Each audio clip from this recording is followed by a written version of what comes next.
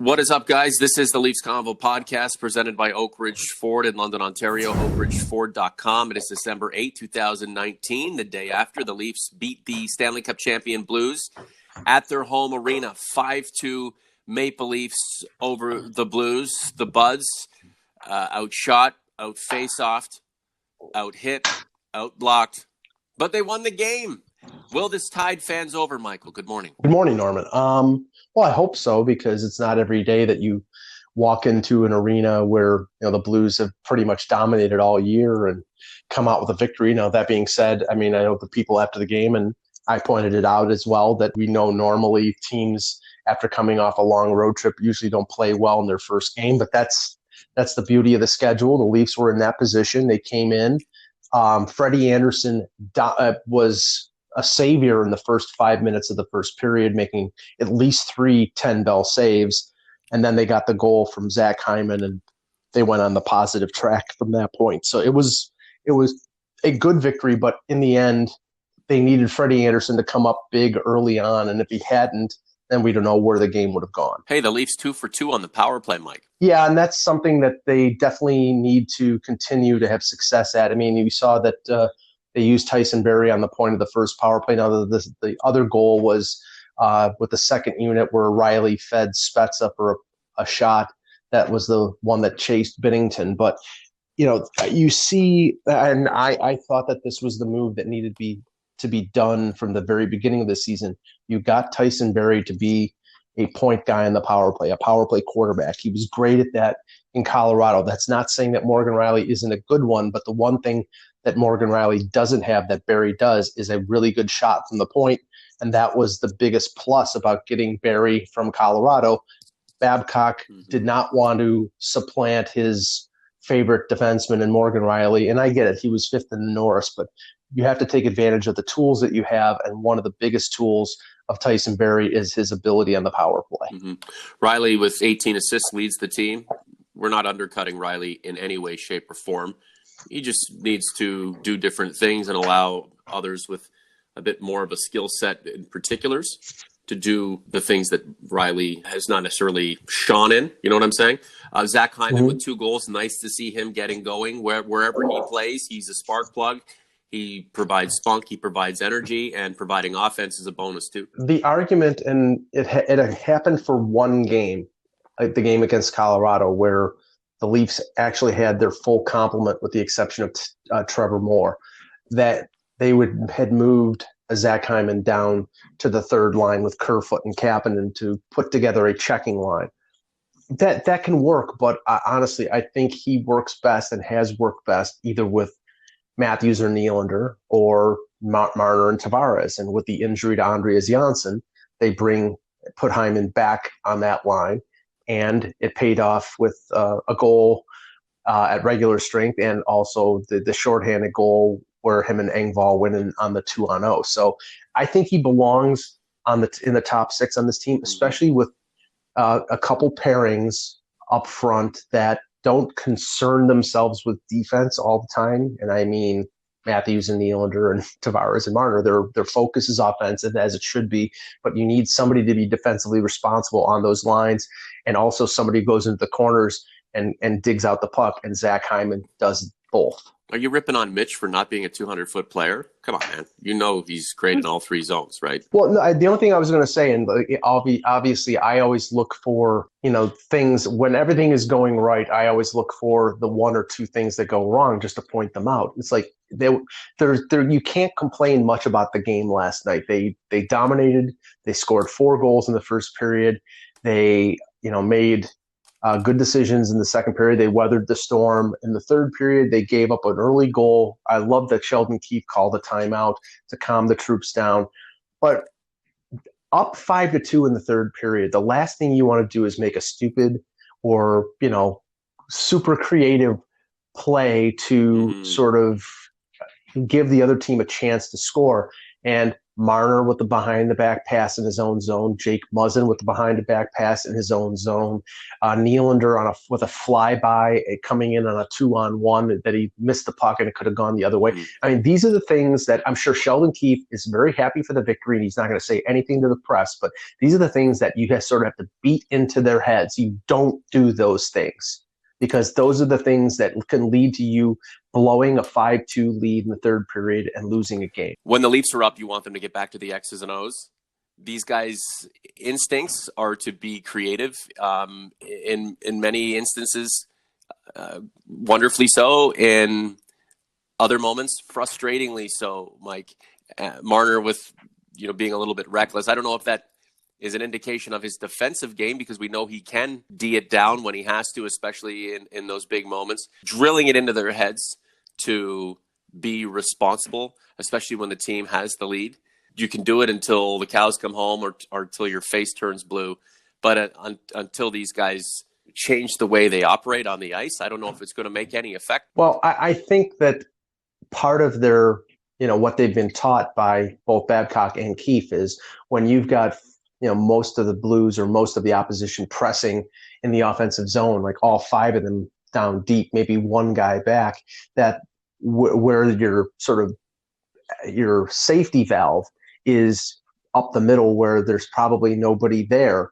But the problem is that there was somebody there. The pass was bad, or the idea was bad, and on one instance it was Pietrangelo. That's it. It's these ideas. Why are you having these ideas? Why are you committing these things in these moments when you don't have to? Right. Just get it off the glass and get it out of the zone. Take the safe play. And if they score, if they stop the puck along the glass and they score, then you did everything that you could. But you don't throw it up the middle. And that was one piddly little thing that sort of bothered me in a game where it was a big 2 points. They needed, it was a tough opponent, a team that is probably going to be a serious contender to win a second straight cup. Yep. They're a very, very solid team, and they played a very solid game. So it's a good first step on a very tough 4-game road trip. Now they go to Western Canada, where there'll be a lot of Leaf fans in the building in Vancouver, Calgary, and Edmonton. But those teams always get worked up for the Leafs when they come into their home barn. OGs, converts inside the community platform. Are you jealous of the St. Louis Blues and what they have? Yes, the Leafs beat them on Saturday night, but that doesn't mean the Leafs are better than the Blues. That doesn't mean the Leafs will have a better fate in the end than the Blues will. The Blues are the Stanley Cup champions. Are you envious of what the Blues have? And what from the Blues would you like to take from them and add to the Maple Leafs right now? Mitch Marner, his second game back, a couple of points. Having him on the power play is huge. Again, a point-per-game player. Mike, you're better with Marner than without him. Yeah, and the play that he made on the Hyman goal, where it was a nice dish where everybody's focused on him, and we know that most teams sort of key on Marner in terms of they know he's not going to shoot, or he's a pass first guy. But when you're coming in on an odd man break and you're in a shooting position and you dish it off to Hyman, who takes a one-timer, and Binnington was not in position. That's the brilliance of Marner. He is a great playmaker. He's got great vision, and they need him, especially now with the recent difficulties, to sort of produce at that level of at least a point per game, help out Tavares, and have a second line that generates offense and takes heat off of Matthews, who was really good last night in scoring 2 goals. You can't not mention Matthews and his abilities and getting off the schneid after a tough streak of not performing well. Yeah, but it's not about making ends meet, Mike. It's about going to the next level. Other teams are, so why can't the Maple Leafs? Matthews can score 2 goals here and then 2 goals there, and then look defensively inept for a bunch of games and have the criticism, flow. But what about just a consistent run as a team, collectively getting better every single time out, going on an 8-2 run over 10?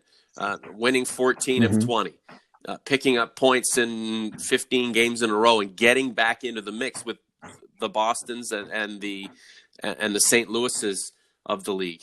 Like, when is that going to happen? You have fans of certain players saying, "Well, my guy's doing good. My guy's doing all right. Look at the stats. My guy's doing good, so we're good." No, But how does that guy do good? How does his teammates do good? And again, how do all of these guys take their game to the next level? I mean, or is this team even capable the way it is right now? Has enough negativity unfolded for this team this season? Too much of it for this team to rebound and really take a straight charge towards winning a Stanley Cup?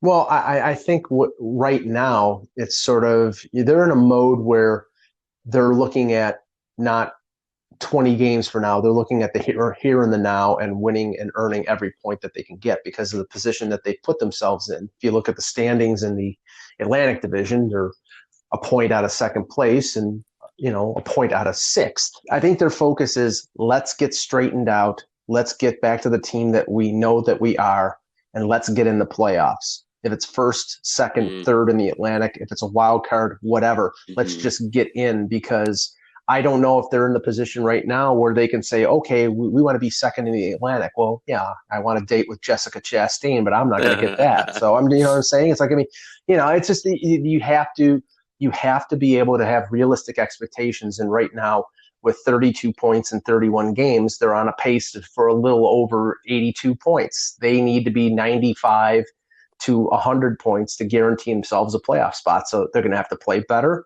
And I think they're on that road with Sheldon Keefe. Talk about a bunch of ringers going into the playoffs as underdogs.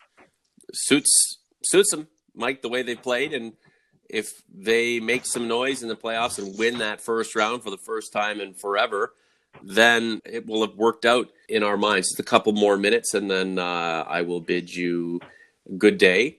The backup goaltending situation is what it is. It's not to anyone's liking at this point right now.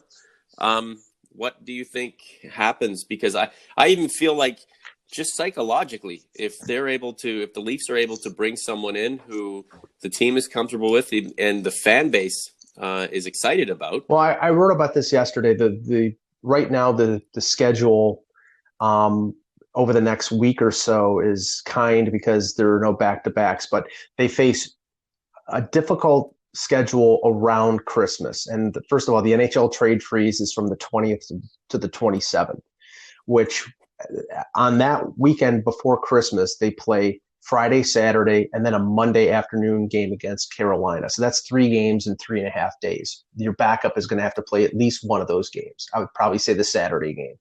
Then the following weekend, there's a back-to-back. So they need either to use Michael Hutchinson, have him be the guy, or if their plan is to go out and get a backup to get him before the trade freeze. Now, after that, they only have 4 back-to-backs the rest of the season, but you have to use your backup more than 4 times going down the stretch because Frederik Andersen, if your aspiration is to advance in the playoffs, you need him to get rest. Otherwise, he could get injured and then the season is done, or he'll be on empty going into the playoffs, which we've seen happen a couple times recently, and then the Leafs will be challenged. They need Andersen to play like he did last night to steal them points. And early in the game, the way he played, he stole them points. So I think that's going to be incumbent upon Kyle Dubas to solve this problem. I can't tell you who they're targeting because they're very secretive, but the names of Georgiev from the Rangers and Tristan Jarry and Jack Campbell, those are out there, but I think those are pipe dreams. They just need somebody who can give them a chance to win. And right now, Michael Hutchinson is, I believe, 0-5-1, and they're 0-6-1 when it comes to backups. It just also shows the psyche of the team. It's very fragile. This group is extremely fragile. I can't say it's a tough group whatsoever, and what it's been through lends to the disposition of the group, right, Mike? If this team improves, I believe Kyle Dubas will attempt to improve the team at the same level. If this team continues to play at mediocrity and not really set any sort of standard or show that it's capable of, climbing out of where it's at now and getting to a level that shows true contendership, then I think Kyle Dubas will either stand pat or make moves that set the stage for better things in the seasons to come, Mike. And that would be too bad because, again, these guys are entering the primes of their career. Some are in the prime. Some are in the back end of their prime. We expected this team right now to be, if not hoisting a Stanley Cup, trying to wrestle it away from the incumbents. But we go game to game, Mike. They won in St. Louis, a bunch of games on the road now with a Western swing. Let's see if the team can have some fun, and let's try to do the same, Michael. Talk to you soon, buddy.